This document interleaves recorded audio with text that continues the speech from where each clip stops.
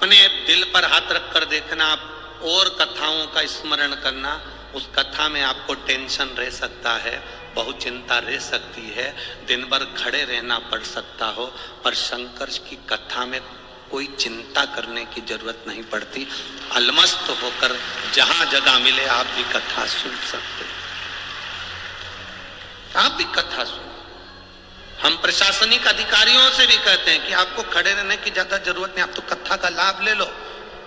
Duty हो रही है अपनी जगह पर, सब चलता है, पर भगवान की यह कथा बार बार नहीं। और बहुत अच्छे से संभाला आपने। शिव के रूप में हमने कई बार कहा है, प्रशासनिक अधिकारी चाहे पुलिस कर्मी हो वो भी एक शंकर का स्वरूप है, और डॉक्टर है वो भी शंकर का एक स्वरूप है, जो कहीं ना कहीं आकर संभाल लेता है, वो संभाल अच्छे से कार्य संभाल।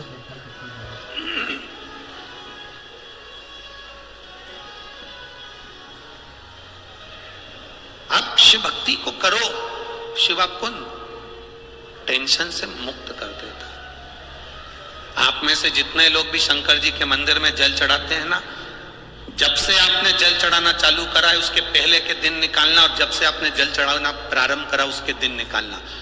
पहले जब जल चढ़ाते नहीं थे, जब मंदिर नहीं जाते थे, शंकर के मंदिर में जल नहीं चढ़ाते थे, वो दिन निकाल कर देखना कितने टेंशन के दिन निकलते थे। रोज कुछ ना कुछ विवाद, क्लेश, अपशब्द, कहीं पैसे की दिक्कत, कहीं कोई दिक्कत। जब से महादेव को आपने जल चढ़ाना प्रारंभ करा उसके बाद के दिन निकाल कर देखिए, आपको मालूम पड़ जाएगा कि आपका जीवन क्या है,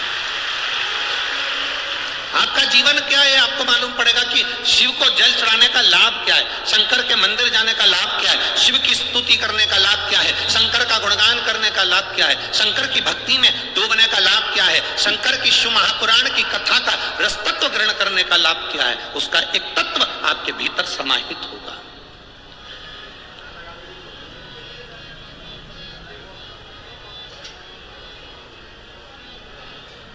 महाराज तारकासुर के तीनों पुत्र अहम में डूब गए, अहंकार में, अभिमत्ता में, अहम में समाहित हो गए। अहंकार से परे हो जाओ, बिल्कुल छोड़ दो अहंकार। जितना अहम छोड़ सकते हो उतना छोड़ दो। अहम क्या है?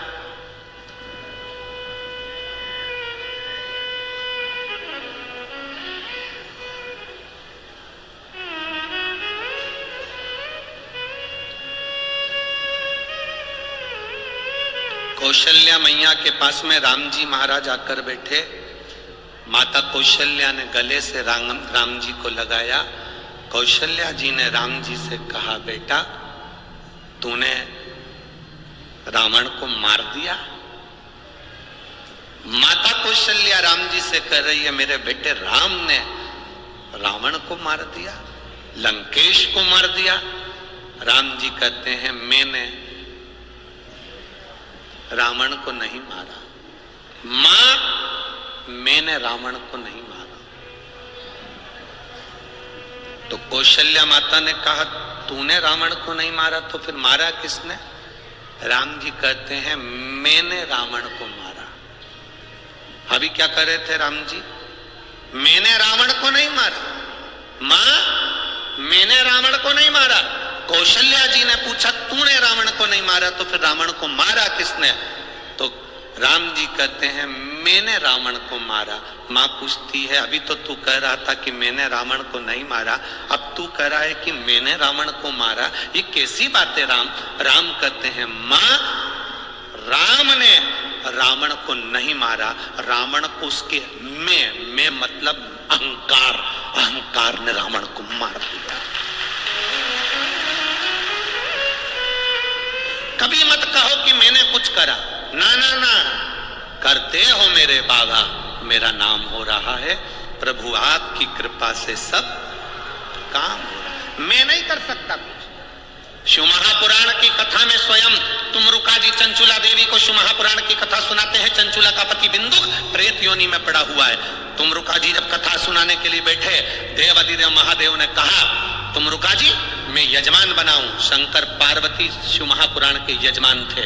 ईश्वर जी गोरा जी बनकर कथा सुन रहे थे।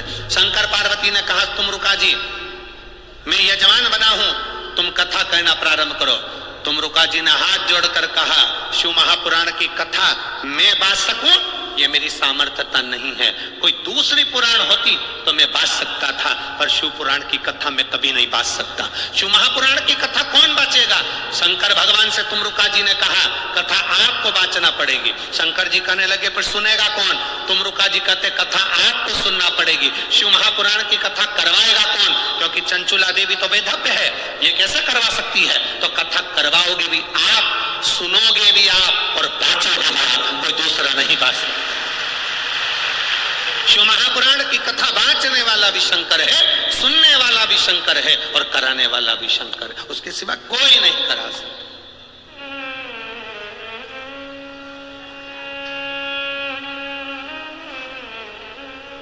आप ये छोड़ दो कि मैं कर रहा हूं, आप कैसे कर सकते हो?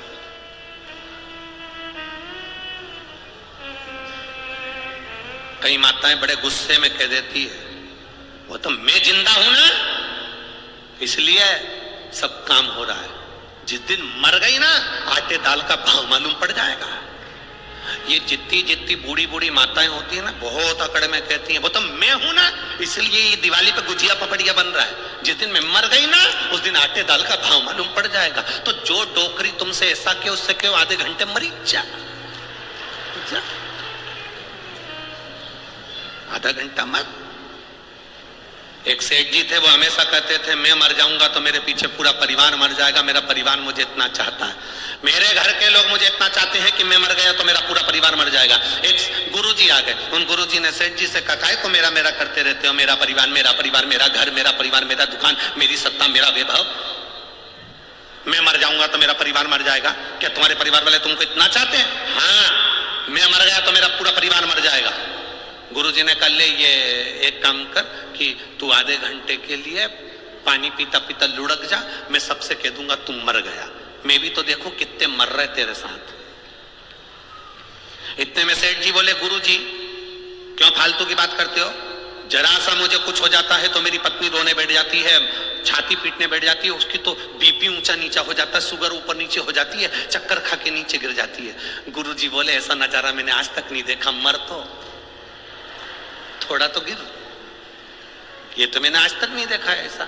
मेरा बेटा एक मिनट मुझे देखे बिना नहीं रह सकता, वो मर जाएगा, मेरा पोता पोती मर जाएगा। गुरुजी बोले मैं सब देख लूंगा, तू तो मर।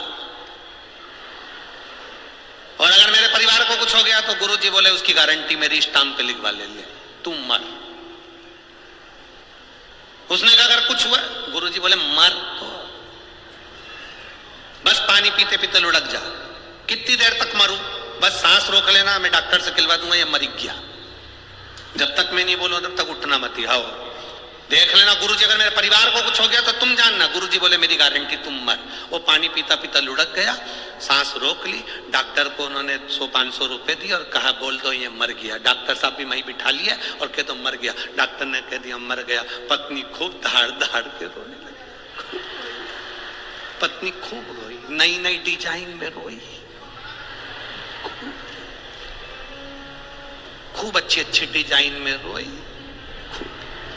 रात को मक्का की रोटी खाई थी, सुबह तो आवाज तक नहीं आई,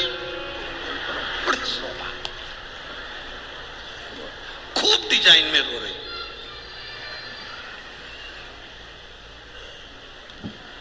गुरुजी ने पूछा सेठानी क्या हुआ? सेठानी बोले मेरा पति चले गया, बताकर भी नहीं गया, मेरे से बात भी नहीं करी।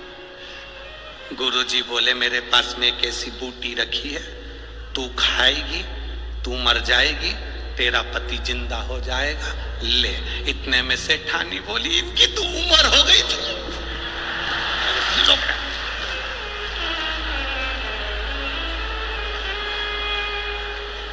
इनकी तो उम्र हो गई थी। इतने में सेठ जी उठने वाले थे, कल तो कह रही थी तुम जवान दिखते हो, क्या कह रही उम्र हो गई। इतने में गुरुजी ने चिमटा खोल दिया, पड़े रहे चुपचाप।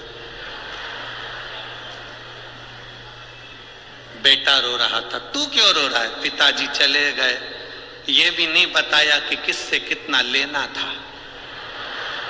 बाप के जाने का गम नहीं है, लेनदारी का पहले हो गया, लेन देन क्या होगा। पिताजी चले गए, बताया नहीं। इतने में गुरुजी ने बोला ले बूटी तू खा ले, तू खाएगा तेरा बाप जिंदा हो जाएगा। इतने में रोते रोते बोले पापा तो कह रहे थे अब दुकान तुझे ही संभालना। छोटा सा पोता रो रहा था, तू क्यों रो रहा है? मेरे दादा चले गए। तो तू क्यों रो रहा है? अब मुझे कुरकुरा कौन दिलाएगा, टॉफी कौन लाए? तो तू क्यों रो रहा है? ले बूटी तू खा, तू मर जाएगा तेरा दादा जिंदा हो जाएगा। इतने में छोटा सा बच्चा गुरुजी के कंधे पर हाथ डालकर बोला गुरुजी तुम्हारे कोई आगे ना तुम्हारे कोई पीछे, तुम नहीं खा लो।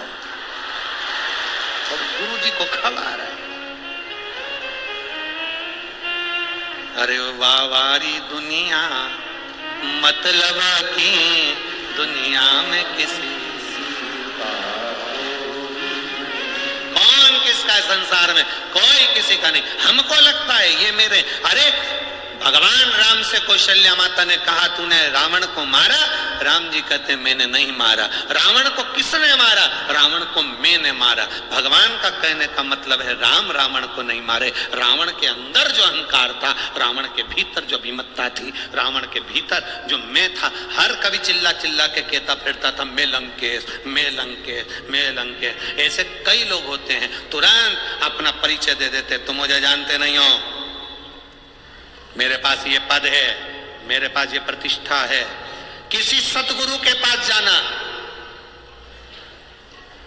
जिसको धन की जरूरत है उसके पास जाओ तो अपनी प्रतिष्ठा बताओ, अपना नाम बताओ, अपनी सत्ता बताओ, अपनी कुर्सी बताओ। और जिसको तुम्हारे धन की जरूरत नहीं, सत्ता की जरूरत नहीं, उसके पास जाकर अगर मिलना तो कभी मत कहना कि तुम्हारे पास में कौन सी सत्ता है, कौन सा वैभव है।